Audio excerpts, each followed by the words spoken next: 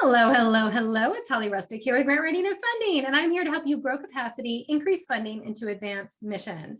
And that might be the mission of the nonprofit that you are working at, or if you're a freelancer or consultant, the many missions that you work with the various nonprofits.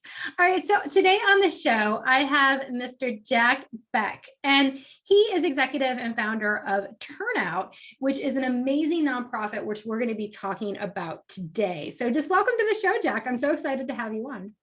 Thank you for inviting me. It's so nice to be here. Yeah, and we met actually through a mutual friend, Sean Kosowski, who's also, I'm always dropping his name because he's been on the podcast so many times, and I love the work he does at Nonprofit Kickstarter. And he referred you over to me because you guys were working on a grant. So we were able to, I was able to do a grant review with you, and you guys got the grant. So yeah, it was our first time we ever went after a government grant, and I've worked in nonprofit my entire career. So like the specter of government grants and how big they are, how complicated they are, how hard they are to do was always kind of floating in the atmosphere. And when this opportunity came up that, we'll probably talk about this a little bit later, but because of the nature of what we do, we don't fit with a lot of grant makers. But this was like right up our alley. So I knew we wanted to go for it. And I was like, we need someone who knows what they're doing. And we got connected with you. And I'm so grateful we did, because it's been, an incredible experience with this grant. It helped us expand statewide. It made a huge impact on our work. That's amazing. I'm so excited. I'm so excited to talk about it too. I was like, yay, when you got it. So it was a lot of fun. And, I just love the work that you guys are doing. So I was like, come on, can you come on the show? Because I love the work that you're doing. And I also like the way, like you said, this was your first government grant. So how you have actually diversified your funding portfolio to support your nonprofit. And you've been there since the beginning, obviously. So there's so much value for you listeners and viewers, if you're watching the YouTube channel, can really get from Jack and his organization, especially if you're in a niche organization or maybe a marginalized nonprofit. There's a lot of benefit that I think that you are going to share today with the folks who are out there. So thank you once again for coming on to the show. I really appreciate your time. Absolutely, my pleasure. Awesome. And just a little bit about you, Jack. So you began working with community-based HIV organizations over the last 15 years, and you've had the privilege of working with grassroots queer groups all over the world. So you were actually able to, in 2015, found TurnOut organization, the nonprofit, which now supports more than 5,000 volunteers working with over 150 LGBTQ plus nonprofits statewide across California. So that is just a huge thing that you're doing, and just the impact that you have had using your imagination and your passion and your skills to really help others. So I just applaud your efforts, and I can't wait to hear more about it. So I'm like, oh, it's like I'm listening today. Yeah, I'm excited to talk about it. Let's do it. Yeah. So can you just share, you were working in these different organizations, but then you started TurnOut in 2015. So kind of like, what's your story behind starting it, and kind of give us some background if you would, that would be awesome. Yeah, totally. I mean, I got into queer and trans work because, I was a queer kid growing up, and, like many teenagers do, I ran into some pretty scary experiences that I didn't know how to handle. And they were like queer specific experiences. And so I didn't feel like I could talk about them. And, I couldn't talk to my parents. I couldn't talk to my teachers. I couldn't talk to my friends. I wasn't out of the closet. And it ended up being a nonprofit created by queer people for queer people that knew exactly what I was going through. They were able to help me in exactly the way I needed. And it really made a huge difference for my life. So when I graduated from college, I decided that's what I want to do. I want to work for the organizations that helped me when I was young and really needed help. So I started working in HIV. This was the early, I guess this was the mid 2000s. Okay. And, I had grown up where HIV was really, I apologize for the noise if you can hear it, the construction noise. Hardly at all. Yeah, we can hardly hear it. You guys hearing a little drilling in the background today. Yeah, a little atmosphere. It's nice. But yeah, I mean, I grew up, before, when I grew up as a young queer person, my understanding of what it was to be a gay man was to be vulnerable to HIV.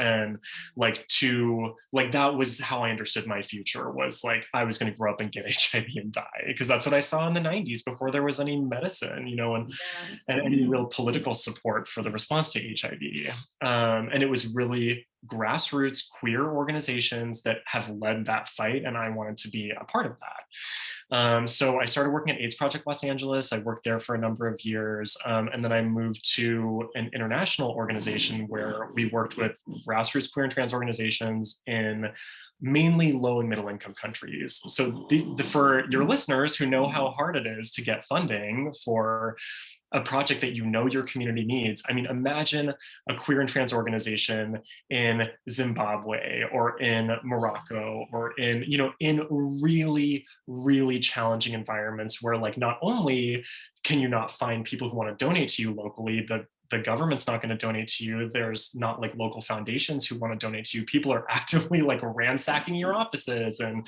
you're getting raided by the police, you're getting arrested. So these are organizations that are providing the only support to their communities, and the environment was so challenging.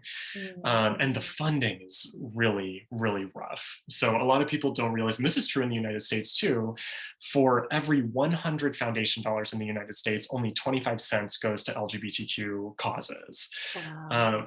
So the funding base is very small. That's really slim. I didn't know that statistic. That's very slim.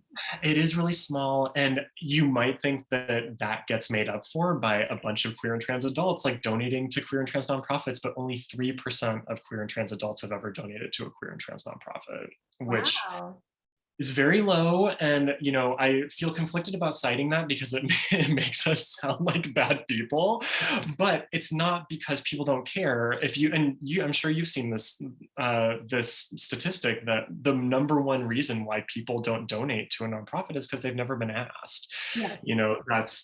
That's absolutely the case for queer and trans organizations. Many of our organizations are so small that they don't have like a development staff person. Some of them don't even have paid staff at all. Yep. So their ability to get out into the community, ask people for donations, raise funding is really limited. So that's what I think is going on with that figure. But anyway, that's all a long lead up to say, I was working with these organizations that really needed support, and it was really hard to find support. It was hard to find volunteers when we needed them. And then I would be out, with my friends, we'd be out in queer spaces, and people would be like, oh, you work for a queer nonprofit? Like, I want to get involved. How can I volunteer? And, I would have needed someone a month before, and I didn't need someone now, and I knew someone else probably needed them, but, I didn't know who they were. So I started thinking about what it would look like to have a community of people who were passionate about these issues, that we could, when a queer or trans nonprofit needed something, we could be like, boom, just reach out to that network, refer them over immediately. And I talked to a lot of people in the community to see if it was something that they thought was a good idea. People did. And in 2015, I left my job to start TurnOut. I love that. I love that you're like the liaison of connecting everybody together, so, and that's such a need. And you're right. I love that you said, it's not, and a lot of people say, oh, people aren't giving and they just don't support our organizations. No, that's not it at all. They probably don't even know about your organization. Exactly. So it is like, but how do you get the word out? And then that fundraiser you did last month, I needed 100 people. I don't need anyone now. And how do I manage that? Because managing volunteers is a whole thing, right? So having someone do that and start a nonprofit specifically for that collaboration piece, huge. I imagine that was such a gift right away to so many nonprofits in your area. Yeah, I mean, it's really lovely to get to work at this intersection where we get to work with like the people on the front lines of this, in these community efforts that are so important, and it just self-selects to be a really phenomenal group of people, which I'm sure every one of your listeners is too. People who want to get involved with their communities, make a difference, be active in creating the kind of world we want for ourselves. Like, that's exciting. That's exciting energy to be around. It is. The change makers is what we call it. Yeah, totally. Yeah. So it is. It's such a positive. So you open TurnOut, and then you're like, okay, this nonprofit. So the nonprofit is there specifically, is it to help with the networking of the volunteer organization? Can you kind of talk about, the mission of TurnOut? And Sure. So our mission is mobilizing communities to power queer and trans movements. It started really as doing a lot of volunteer recruitment and mobilizing, but over time we found that there were additional needs that I'm just going to close No worries. this. We're live again. Jesus. Yeah, so we found that, one thing that we found, for example, was that a lot of the nonprofits we were talking to were like, yes, we need volunteers, but we really need board members. Like, we are having a really hard time finding board members. Is there anyone in your network who is interested in board service? And we found that there were a lot of people in our network who were interested in board service. So we started doing a queer and trans board match where we're connecting, a bunch of queer and trans nonprofits looking for new board members with people who are interested. And we realized that that's only half of the equation. People are joining boards and they're not getting any support. They're not getting any training on how to do what they need to do. And we even did, some informal research on, how many nonprofits in our network actually, their board members actually know what they're supposed to be doing. And 75% said they were only sort of sure or didn't know at all what they were supposed to be doing. Wow. Which is very high. And it's common, I'm telling you. Board training is essential. We get all excited and passionate and I want to serve. And then if the board doesn't have the roles and responsibilities laid out, if there's not an onboarding kind of contract, all of those things, then it's kind of like, are you just a person that shows up? Can you miss a meeting? You don't know all those things. So totally. your heart's there. It's not you're trying to be nefarious, but it's like, it kind of comes off and then it's just the nonprofit kind of falls, right? So important. I love that you pointed that out, the board training. So you guys do the board training as well as the connection piece. Yeah, we piloted an accelerator. We're calling it the Queer and Trans Nonprofit Board Accelerator, which we'll probably abbreviate because that's very long. But I mean, basically what it is the pilot was a 3-month program that was all about building the skills you need to be a really high impact board member. And I think what we're going to do is turn it into a year-long subscription program next year. So if your nonprofit signs up, your board members can go, as many board members as you want to a monthly training on how do you fundraise? What are some skills that you like for making a pitch or doing an ask or throwing a, how to even reframe fundraising into something that is not terrifying to people. People are really, it really freaks people out to be in a position to ask people for money. I think our culture around money isn't it doesn't foster open conversations. There's a lot of shame around money. And so people often have kind of an adverse reaction to being asked to raise money, but it doesn't have to be that way. You're really inviting someone to be a part of creating the kind of change that you want to see in the world. And that's something that people want to be a part of, by giving a donation. So that's one thing that we do. How to read a financial sheet is something that board members really do need to know how to do. And a lot of people don't know how to do that. That's something that isn't in a lot of people's skill set, which is totally understandable. Yeah, they just all kind of nod when the financial, we're going over the financial report. This looks fine. Yeah, totally. You're you do know that you're responsible for that as a board member. Completely. The buck stops with you, and so what questions do you need to ask to make sure you're doing your due diligence as a board member, all sorts of stuff. So we're really excited about launching that program this year. I love that. And I love that you're turning it into a membership where you have monthly webinars. I'm doing a lot more turning things more towards that way as well. And I think that's so good because having, courses is great, but having that monthly just kind of check-in too. And then, people can keep this a little more doable. Okay, every month I'm going to show up to this thing and process through one specific element. So I love that you're looking at financials, fundraising, and even the shame around money. I mean, I think there could be a whole webinar just on that, because there's a lot of shame around money and that asking for money. You're right. So many people are uncomfortable with it. But the thing is, like you said, people aren't offended to be asked. like Totally. on the flip side. So it's like, what are we, it's an emotional thing. It's not really even logical, right? But Yeah, it doesn't reflect the reality of the situation, which is great, because Mhm. it's not as scary as people think it is, and it can actually be exciting and like life affirming, and it can Yeah, be good. yeah, I love that. So then Yeah, you guys are also working through different expanding volunteers as well. And I love that you're in your niche area, like even for your board training, you're doing it for your specific target population, right? So you're doing it for the queer, the LGBTQ plus population, and really focusing on specific maybe challenges for that demographic, right? So yeah. how do you guys kind of like integrate that part into it? It's a really good question, and it's something we think about a lot. I mean, one reason why it's important to do it that way is one of the things we do in the accelerator is look at the funding sources for queer and trans work.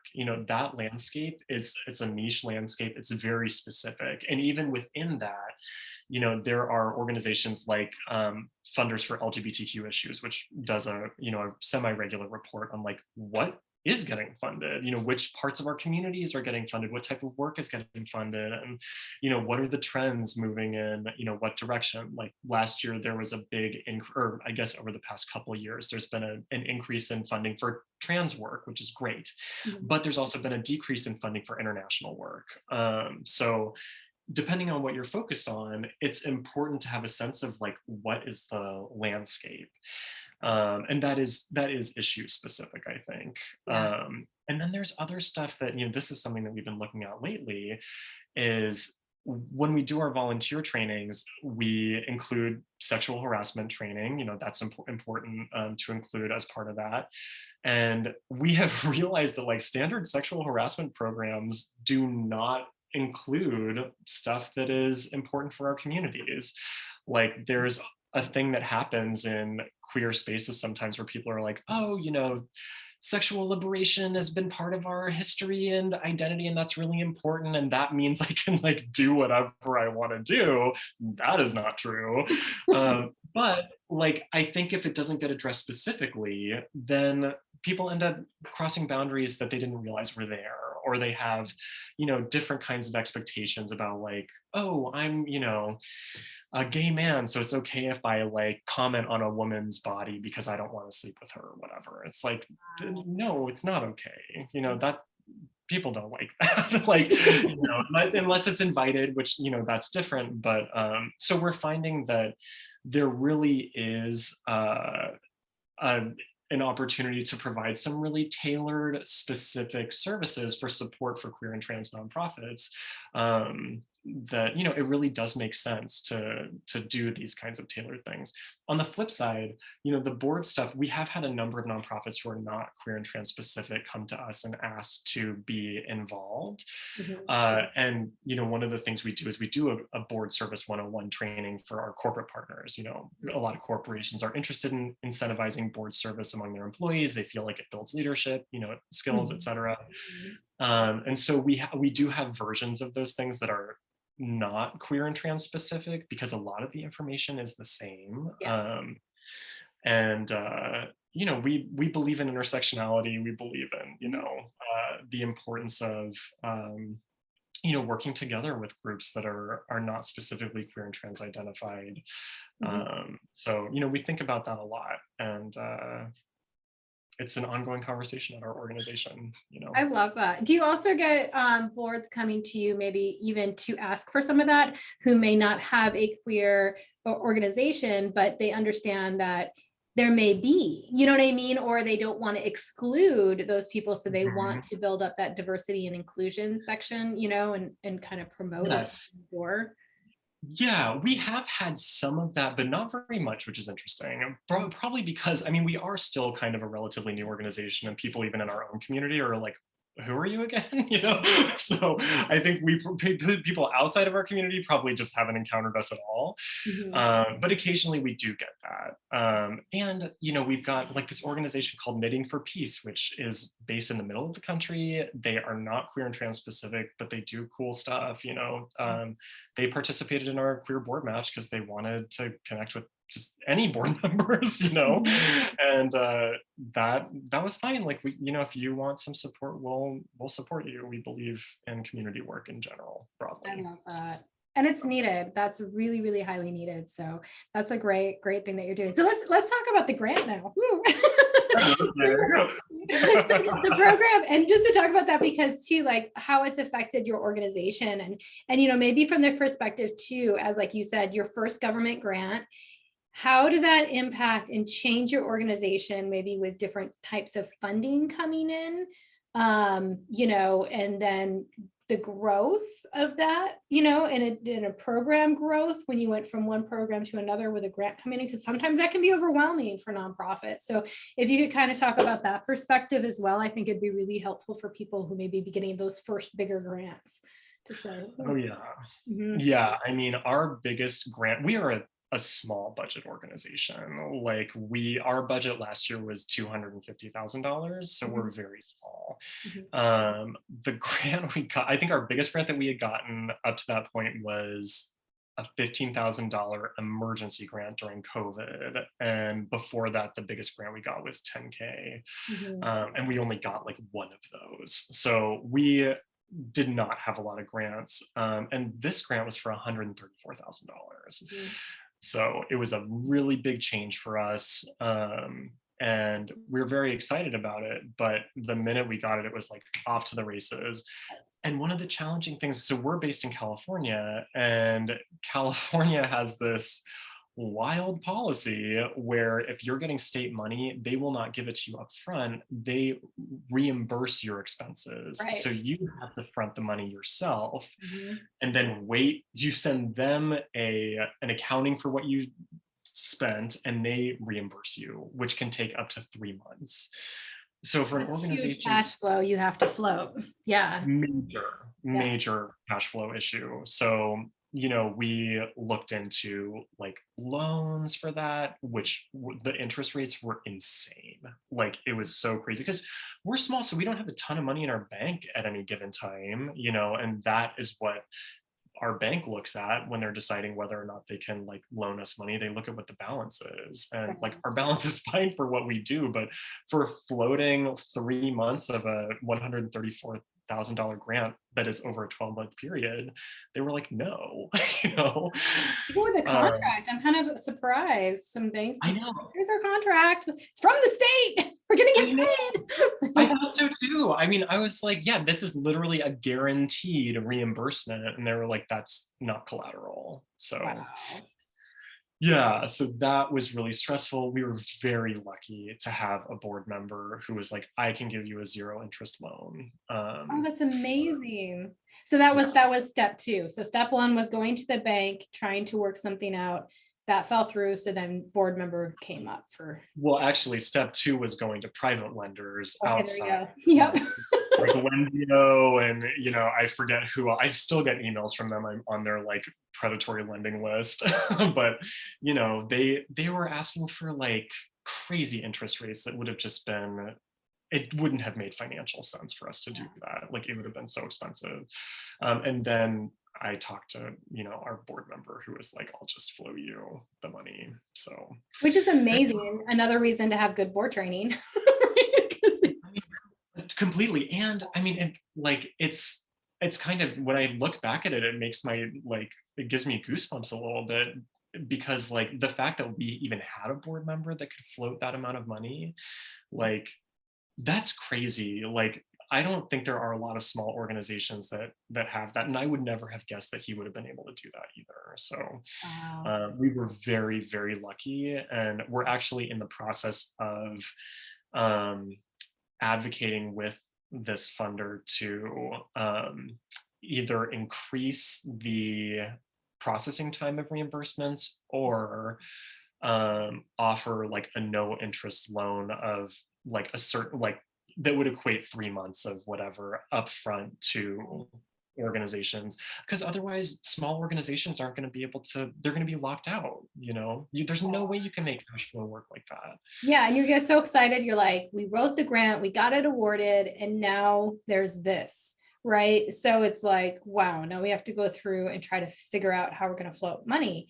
And that's something that a lot of nonprofits might not even think about, right? So it is a challenging, very challenging thing. Another idea could be too, where if you have corporate sponsors, to reach out to corporate sponsors and say, hey, can you give us the monies up front? This is how it all works out. And a lot of times if they're going to sponsor you anyways, you know what I mean? And you could do it in advance, but it is, I know another lady I know, nonprofit, her credit card actually gave her no interest on it. She was able to talk her credit card into it. Yes. Oh my God. Yeah, I mean, I was like, they're amazing. Like, keep that credit card always. Yes. I know, seriously, like I want to know who her credit card is so we can sign up. Jeez. Yeah, I mean, that's amazing, right? So, and it was just like, here's our contract, like we will get paid. And the other things too, and I don't know if California does this, it doesn't sound like they do. The federal government does this, where if they don't pay you within a certain time frame, you can start charging interest to the federal government for being late. Yeah. I love that. So they do their work to pay you. Yeah. So it's like, and it's like, even talking to legislators and those in California, or if you guys are listening out there in your state, that would be something you could really lobby for, to try to get included, right?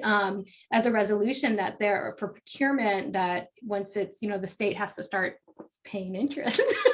So that could be, and then that's going to speed up that process, right? Because it's not beneficial. It's not beneficial to nonprofits, which then contribute back to the economy, provide jobs, etc.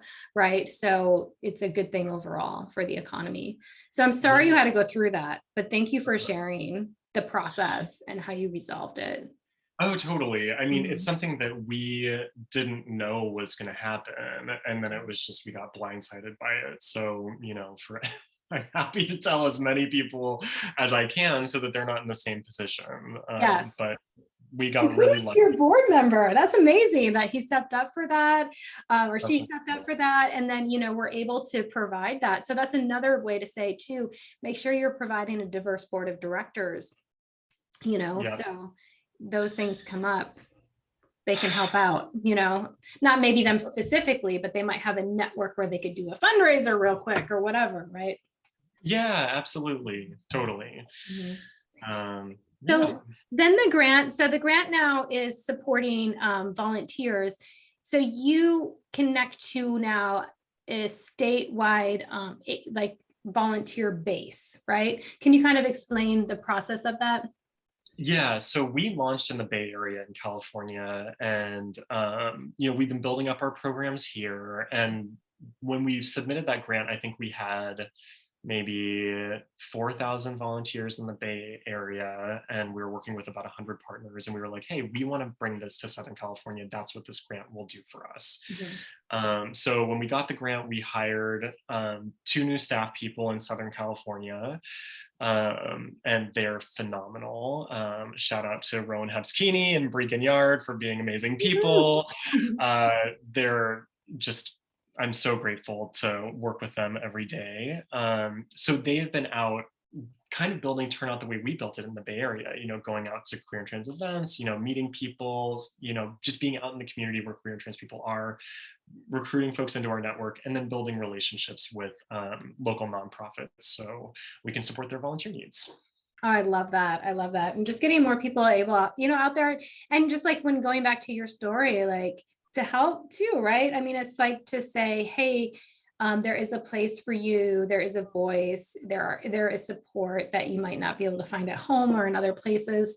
And you know, I just love that your nonprofit does that. It's very specific to their target population to really help. So as far as looking at that too, what are other ways, you know, you said you're kind of started talking about TurnOut as, you know, smaller. I mean, it's still 250,000 per year. That's, you know, be happy to applaud yourself. That's good. And yeah, you know, like the fact that I get paid. I didn't get paid at all for the first 3 years. I was driving for Uber, like doing all sorts of odd jobs. So like the fact that I get paid at all is amazing. We have health insurance. We have like, we're getting a retirement plan right now. So Yeah. That's amazing. So how do you kind of look at your funding portfolio to say, okay, this is what this grant's coming in? Obviously, you've gotten monies from other places as well, right? Besides just grants. So how do you kind of manage that and diversify it? And then what are your plans as you grow then? Like, Yeah, I mean, I had all these ideas about where we were going to get money when I first started TurnOut. Like, I thought a big source of money for us was going to be corporate groups because so many corporations have LGBT employee groups and corporate social responsibility programs. And I was like, oh, they're gonna, like, they could pay us to help them do group volunteering at queer and trans nonprofits with all of their corporate money. You know, of course, later I found out that, like, LGBT employee groups have very, very limited budgets, and you know, some of them don't have budgets at all. A lot of that goes to Pride, you know. So there's that didn't end up being the source of income I thought it was going to be. And what really made the difference for us was I was out at Cashflow Street Fair, which is a, you know, a big street fair that we have up here, and we were running a volunteer recruitment event. And we had sent some volunteers. We've been running our programs. I think was in 2018. Maybe this is 2017. We've been running our programs for a couple of years. We had sent volunteers to Oakland Pride a couple times, and I ran into one of the board members, Frankie, and Frankie's like, "Hey, I know you recruit volunteers. You also manage volunteers. We'll pay you." And I was like, "Why, yes, we do, Frankie." As a matter of fact, we do provide that service. And like, it had never occurred to me to do that. But, you know, these big street fairs have a ton of volunteers that they need, and they usually will hire a seasonal worker to manage volunteers. It's usually someone else, like just out of college or whatever. And often they have a budget to do that. So we started connecting with our partners who do big events and telling them that we provide this service. And now we manage volunteers as a paid partner for Oakland Pride, San Francisco Pride, Folsom Street Fair, like a ton of different organizations. And that's a third of our revenue is paid contracts.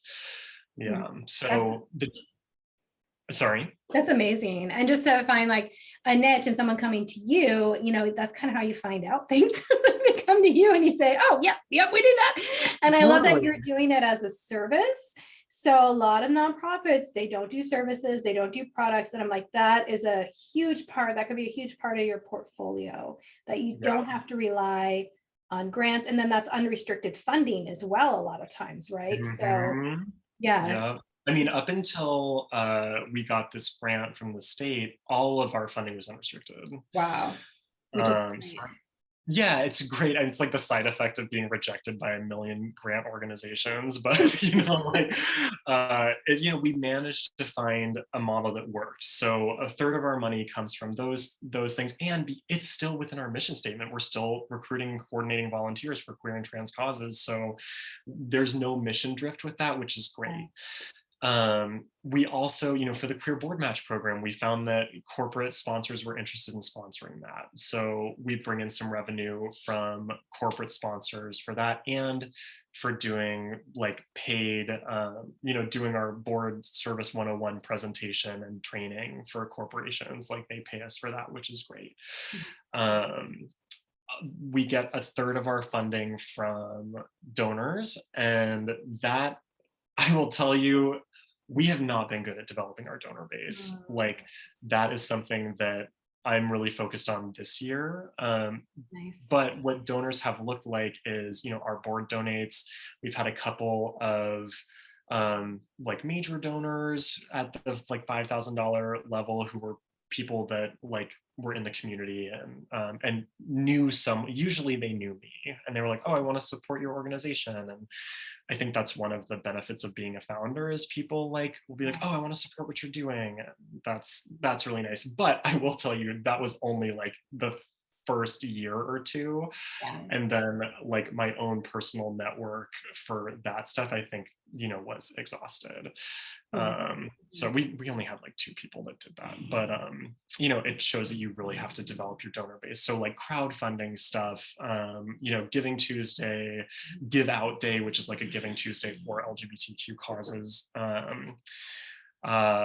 stuff like that brings in the like a second third, and then this grant we have from the state is the other third. So That's okay. So that's good. And I love that you pointed out like the lowest hanging fruit when you're getting started is word of mouth. It's people who know you, it's, it's developing that, but then it could get tapped out, like you're saying, if they're not completely, they want to support you, but finding the yes, donors that are just completely excited about your mission is kind of a mission, different story, right? It's a little bit of a different story. I mean, your friends, yeah, they could definitely support what you're doing, but that might not be their number one passion. So it's finding people who that's their number one passion. And that does take time to develop, right? And intention. absolutely. Yeah, I think you hit the nail on the head. I think if people are supporting their friend, like they probably want to support, like get them off, on their feet and whatever. But I mean, they don't want to be like, doing that the rest of your life, No. Yeah, the people who care about your mission will be more consistent donors, I think.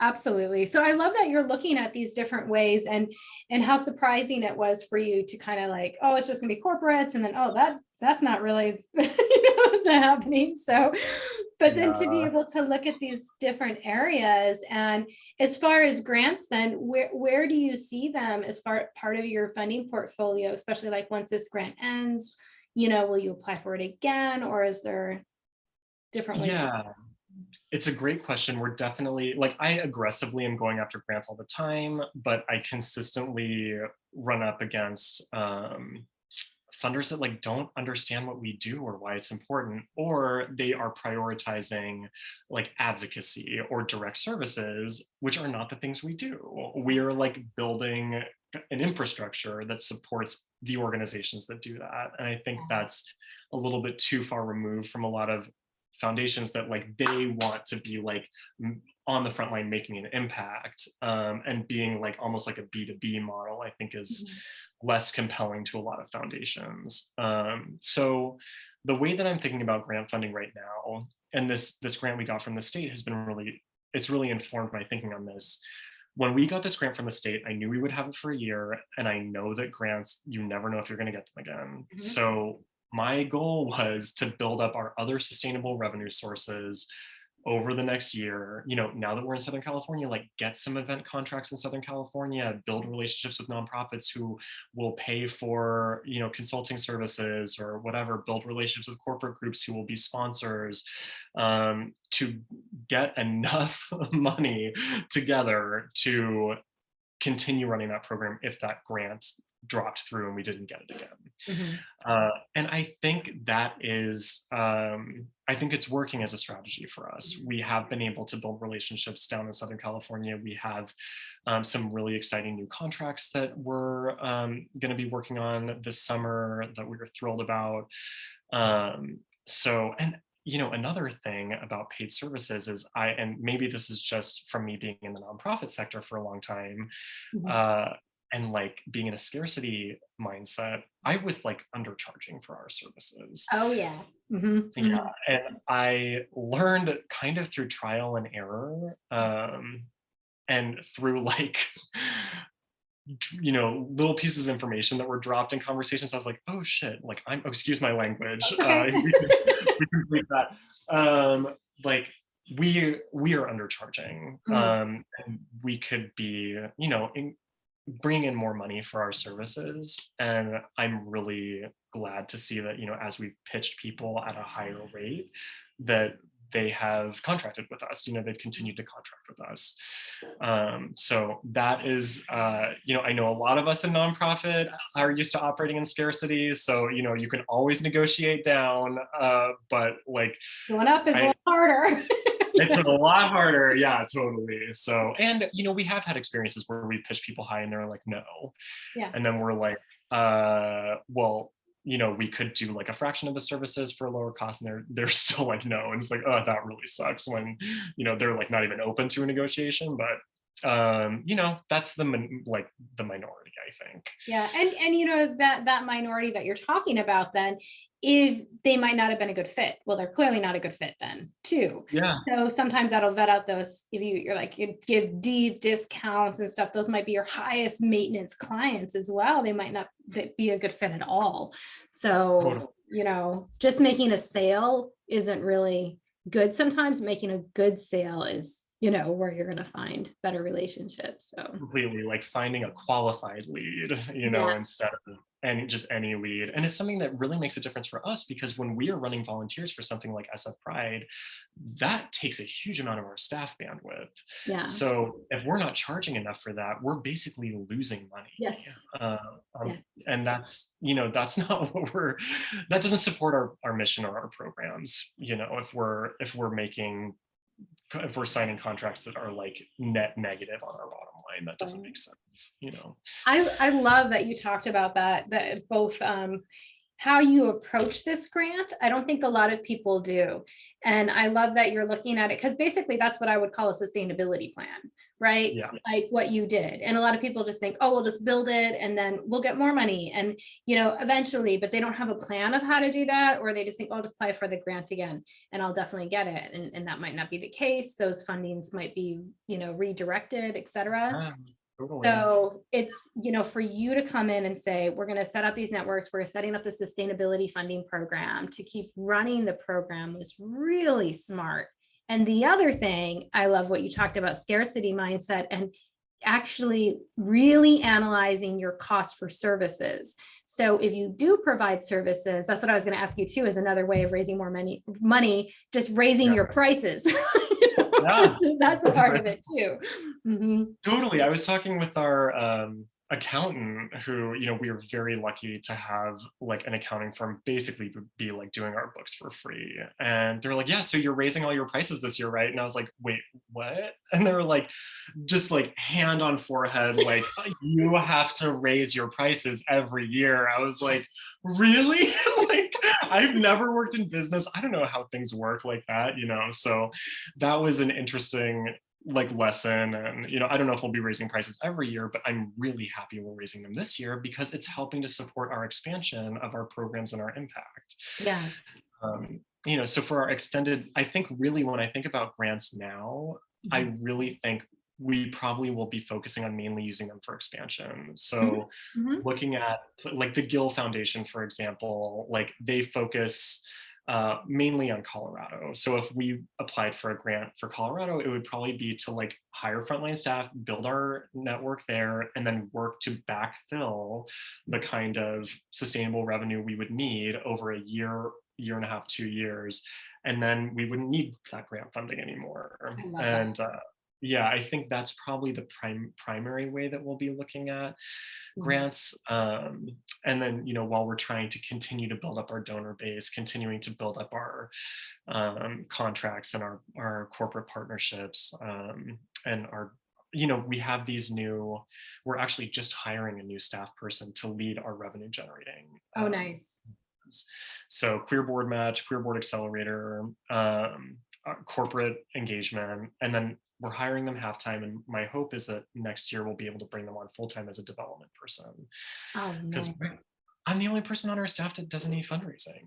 Yeah. And I also have to like oversee like do all the admin, and we're a very small organization, and we just need more fundraising power. So yeah.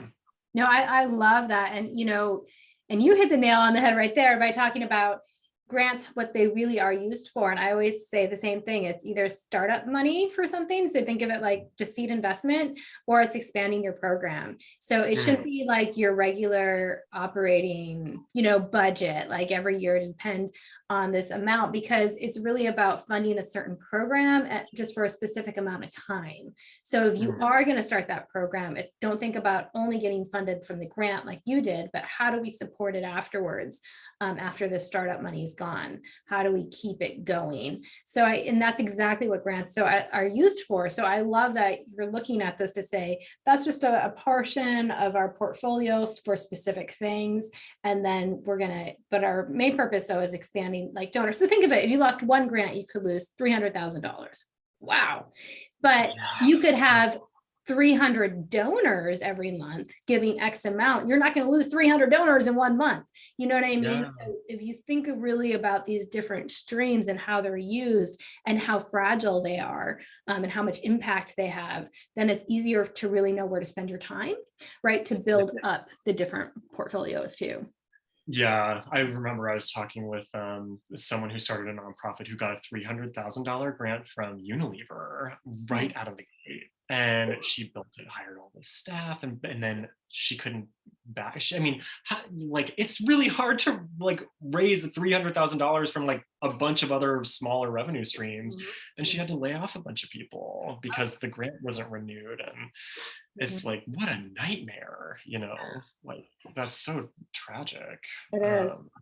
It is. So I love the way you're approaching it as it should be. So the grants, because it can be really, people like, free money, I can do that. It's like, wait. How do we look at that? Totally. And, you know, I think it was one of the benefits of being in the nonprofit space for a long time. Like I worked at basically a startup nonprofit, and saw how unreliable grants were, how much time it took to write them. And I just did not want a grant dependent development strategy, period. Like I didn't think it was going to be healthy. I didn't, you know, it's just not stable. I guess that's where scarcity mindset is helpful. So I'm like, this can evaporate at any second. We need something, you know, we need some diversity in our revenue streams. So yes, it's kind of like that. It's like supplemental income. You know what I mean? To look at it. So when yes, absolutely great, it can provide great benefit, but it shouldn't be the entire basis of your budget. Absolutely. Totally. Yeah. So, oh my gosh, so many gold mines here today that you shared with us. So thank you again for your time, Jack. And I really appreciate everything you're contributing to the queer and trans space out there.